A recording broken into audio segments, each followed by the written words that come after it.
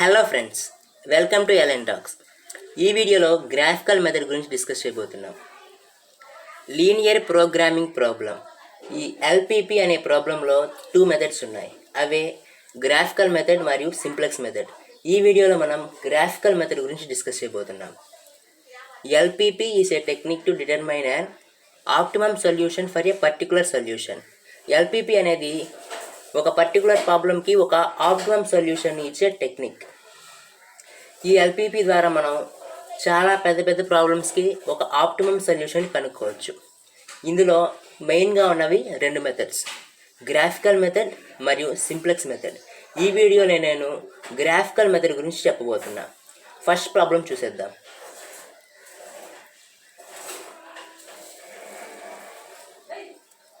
Solve the LPP by using graphical method. Max z is equal to 45x1 plus 80x2. Subject to constraints 5x1 plus 20x2 less than or equal to 400. 10x1 plus 15x2 less than or equal to 450. Okay, ఇక్కడ మనకి less than or equal to ఇచ్చారు. ఎగ్జామ్లో మనకి only less than ప్రాబ్లమ్సే వస్తాయి, greater than problems రావు friends. ఎందుకంటే సిలబస్లో మనకు only less than ప్రాబ్లమ్సే వస్తాయి అని క్లారిటీగా చెప్పేశారు. ఇక్కడ గ్రాఫికల్ మెథడ్ అని ఉంది. గ్రాఫికల్ మెథడ్ అంటే ఈ ప్రాబ్లంలో ఖచ్చితంగా మనకు ఒక గ్రాఫ్ వస్తుంది. సో ఎగ్జామ్లో మనం ఈ ప్రాబ్లమ్ని వేయాలి అంటే మనం గ్రాఫ్ ఖచ్చితంగా డ్రా చేయాల్సిందే. సింప్లెక్స్ మెథడ్లో మాత్రం గ్రాఫ్ అలాంటివి ఏమి ఉండవు, డైరెక్ట్గా సొల్యూషన్ చేయడమే. సో ఈ ప్రాబ్లం చూసేద్దాం. ఫస్ట్ ఇక్కడ ఈ మ్యాక్స్ జెడ్ని లాస్ట్లో మనం సాల్వ్ చేస్తాం. మ్యాక్స్ జెడ్ అంటే మనం జెడ్ వాల్యూ కనుక్కోవాలి, మ్యాక్సిమం వాల్యూ ఆఫ్ జెడ్ని కనుక్కోవాలి. సో ఈ ఈక్వేషన్ని మనం లాస్ట్లో సాల్వ్ చేస్తాం. ఇప్పుడు ఈ 2 ఈక్వేషన్ ఉన్నాయి కదా, ఈ 2 ఈక్వేషన్ సాల్వ్ చేయాలి మనం.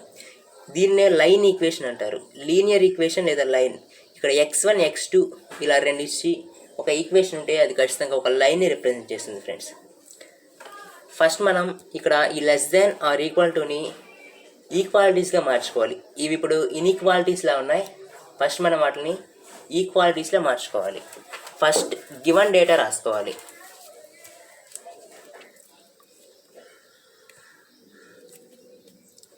Given that max Z is equal to 45x1 plus 80x2, 5x1 plus 20x2 less than or equal to 400, 10x1 plus 15x2 less than or equal to 450. Convert the inequalities into equalities. అంటే ఇన్ఈక్వాలిటీస్గా ఉన్న less than or equals టుని మనం ఈక్వాలిటీస్గా మార్చుకోవాలి.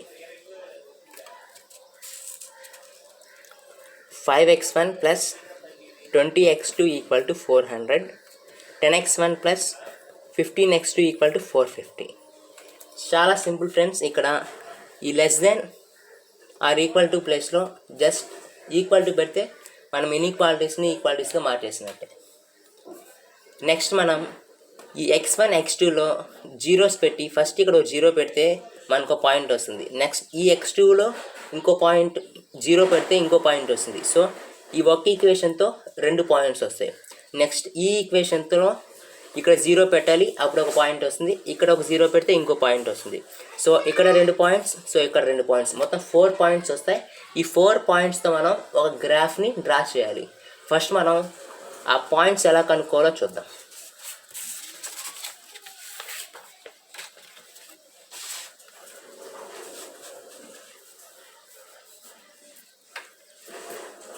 First equation 5x1 plus 20x2 equal to 400.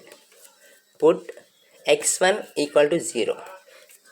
So నేను ఇక్కడ ఈ x1 ప్లేస్లో 0 పెడుతున్నాను. 5 into 0 plus 20x2 equal to 400. 20x2 equal to 400. So x2 equal to 20. ఇప్పుడు మనకి x1 0 వచ్చింది, x2 20 వచ్చింది. అంటే x1 ప్లేస్లో 0 పెడితే x2 వచ్చి 20 వచ్చింది. సో ఇప్పుడు x1, x2 అనే పాయింట్ 0, 20 అయింది. సేమ్ ఇలాగే ఇంకో పాయింట్ కూడా కనుక్కోవాలి. ఇప్పుడు x2 ప్లేస్లో 0 పెట్టాలి.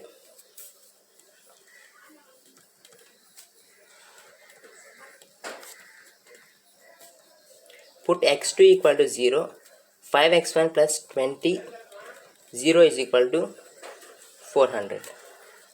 5x1 is equal to 400, x1 is equal to 400 by 5, x1 equal to 80. So మనకి x2 ప్లేస్లో 0 పెడితే x1 80 వచ్చింది. So x1, x2 is equal to, so మనకి ఇప్పుడు ఇక్కడ ఈ పాయింట్ వచ్చింది 0, 80. సో ఈ ఈక్వేషన్ సాల్వ్ చేస్తే మనకి ఇక్కడ ఒక పాయింట్ వచ్చింది మరియు ఇక్కడ ఒక పాయింట్ వచ్చింది. ఇప్పుడు నెక్స్ట్ ఈక్వేషన్, సెకండ్ ఈక్వేషన్లో కూడా x1, x2 ప్లేస్లో జీరోస్ పెట్టి 2 పాయింట్స్ రంభించుకోవాలి. అంటే ఈ ఈక్వేషన్ అనమాట. ఈ equation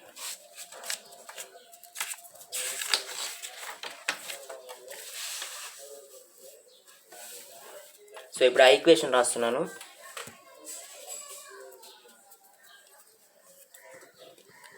ten x1 plus 15x2 is equal to 450. So ఈ ఈక్వేషన్లో ఫస్ట్ మనం x1 ప్లస్లో 0 పెట్టాలి.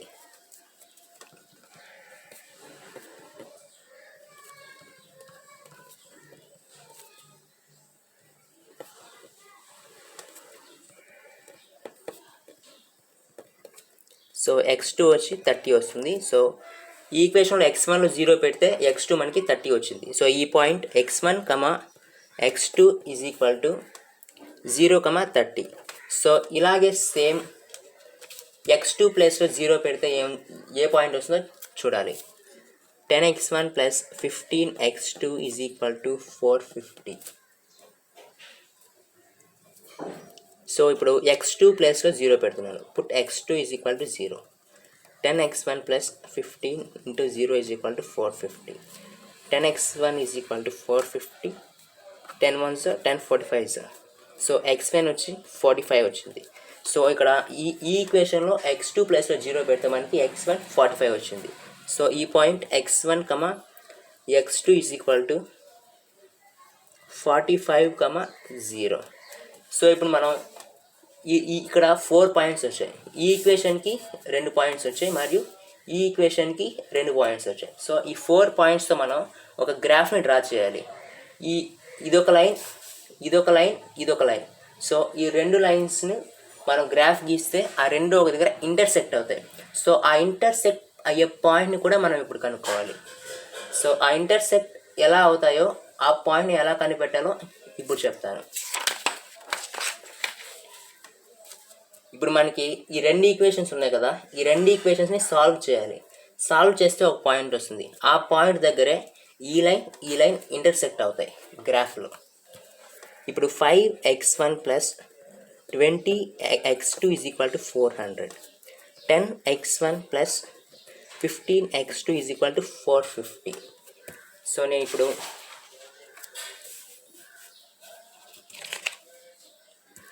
ఇప్పుడు ఈ ఈక్వేషన్స్ రెండింటిని సాల్వ్ చేయబోతున్నా. ఫస్ట్ ఇక్కడ 10 ఉంది. సో ఇక్కడ కూడా 10 రావడం కోసం నేను ఈ ఈక్వేషన్ని ఇంటూ 2తో చేస్తున్నా. సో ఇంటూ 2 చేస్తే 10x1 plus 40x2 is equal to 800. 10x1 plus 15x2 is equal to 450. ఈ ఈక్వేషన్ని ఇంటూ 2తో చేస్తే ఈ ఈక్వేషన్ వస్తుంది. సో దీన్ని యాజ్ ఇట్ ఈస్గా రాసుకున్నాను. ఇప్పుడు దీన్ని సాల్వ్ చేయడానికి ఇక్కడ ప్లస్ ఉంది కాబట్టి మైనస్ పెడుతున్నా. Plus minus minus. సో ఇది ప్లస్, ఇది minus. Plus 10x minus 10x ఈ రెండింటిని క్యాన్సిల్ చేస్తున్నా. సో 40లో నుంచి 15 పోతే 25x2 is equal to, so 800లో నుంచి 450 పోతే 350 వస్తుంది. సో ఇక్కడ x2 ఈజ్ ఈక్వల్ టు 350/25 వస్తుంది. సో వీటిని క్యాన్సిల్ చేస్తే 14 వస్తుంది. x2 is equal to 14. ఈ x2 ఈజ్ ఈక్వల్ టు 14ని నేను ఈ ఈక్వేషన్ సబ్స్టిట్యూట్ చేస్తే నాకు x1 వాల్యూ కూడా తెలుస్తుంది. సో ఇప్పుడు 10x1 plus 15x2 is equal to 450. 10x1 is equal to 15 into, so 14 ఇక్కడ పెడుతున్నాను, 450. 10x1 ప్లస్ 15 ఇంటూ 14 చేస్తే మనకి 210 వస్తుంది. 210 is equal to 450. So 10x1 is equal to 450 minus 210, ఈ ఇటు సైడ్ వస్తే మైనస్ అయింది. 450 మైనస్ 210 చేస్తే మనకి 240 వస్తుంది. సో x1 వాల్యూ వచ్చి 24. x1 value 24. మనకి ఇక్కడ x1 24 వచ్చింది, x2 14 వచ్చింది. సో x1 x2 ఈ రెండే మనకి ఇంటర్సెక్షన్ అయ్యే పాయింట్స్. ఈ రెండు పాయింట్స్ దగ్గర మనకి గ్రాఫ్లో రెండు లైన్స్ ఇంటర్సెక్ట్ అవుతాయి. సారీ 24,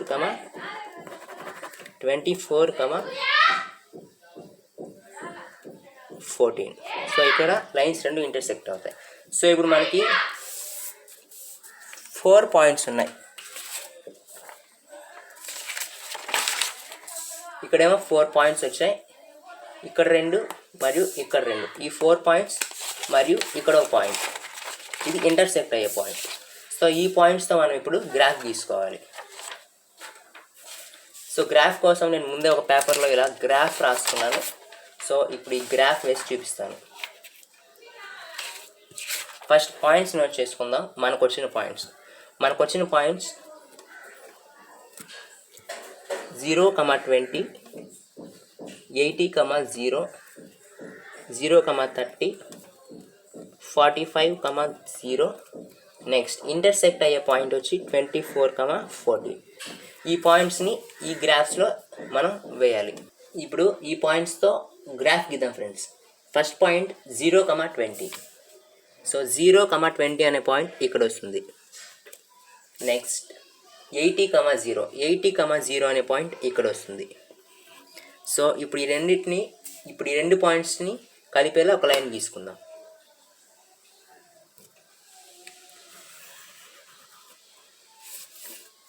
నెక్స్ట్ పాయింట్ వచ్చి 0, 30. అండ్ నెక్స్ట్ పాయింట్ 45, 0 ఇక్కడ వస్తుంది. ఇప్పుడు ఈ రెండు పాయింట్స్ని కలిపేలా ఒక లైన్ గీసుకుందాం.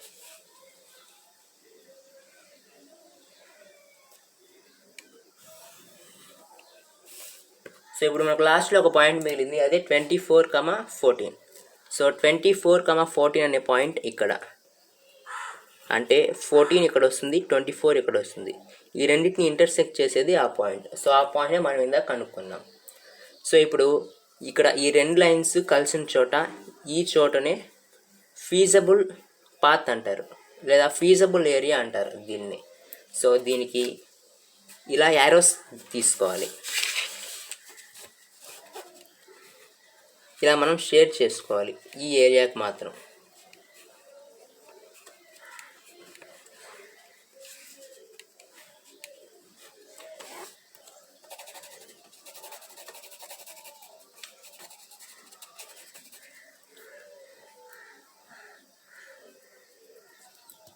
సో ఇక్కడ ఒక పాయింట్,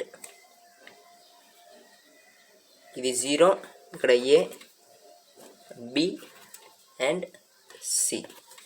సో ఓ పాయింట్ వచ్చి మనకి 0, 0. ఏ పాయింట్ వచ్చి 0, 20. అండ్ B పాయింట్ వచ్చి 24, 40. అండ్ C పాయింట్ వచ్చి 45, 0. సో ఇక్కడ ఇవి ఎక్కడైతే ఇంటర్సెక్ట్ అయ్యాయో అక్కడ మనం ఇలా OABC అని పాయింట్స్ పెట్టుకొని ఈ ఏరియాకి మనం మ్యాక్సిమం జెడ్ని కనుక్కోవాలి. సో మ్యాక్సిమం జెడ్ అని మనకి ఆల్రెడీ క్వశ్చన్లో ఒక ఈక్వేషన్ ఇచ్చారు. సో ఆ ఈక్వేషన్ ఇప్పుడు ఇక్కడ రాసుకొని మనం దీనికి సొల్యూషన్ కనుక్కోవాలి. క్వశ్చన్లో ఇచ్చిన మ్యాక్స్ జెడ్ ఇది. Max Z is equal to 45x + 80x2. So ఈ ఈక్వేషన్ రాసుకొని ఈ ఈక్వేషన్లో మనకు వచ్చిన పాయింట్స్ మనం సబ్స్టిట్యూట్ చేస్తూ వెళ్ళాలి. ఎక్కడైతే మనకి హైయెస్ట్ వాల్యూ వస్తుందో ఆ పాయింటే ఈ క్వశ్చన్కి మ్యాక్స్ జెడ్ అవుతుంది. సో ఫస్ట్ ఇలా కనుక్కోవడాన్నే ఆప్టిమమ్ సొల్యూషన్ అంటారు, ఆప్టిమమ్ సొల్యూషన్. సో ఇప్పుడు ఆప్టిమమ్ సొల్యూషన్ కనుక్కుందాం friends.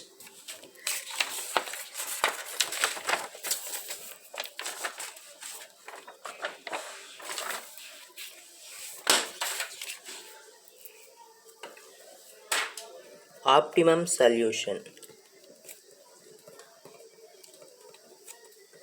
max z is equal to 45x1 plus 80x2 and మనకు వచ్చిన పాయింట్స్ 0, 0, 0, 20, 24, 14,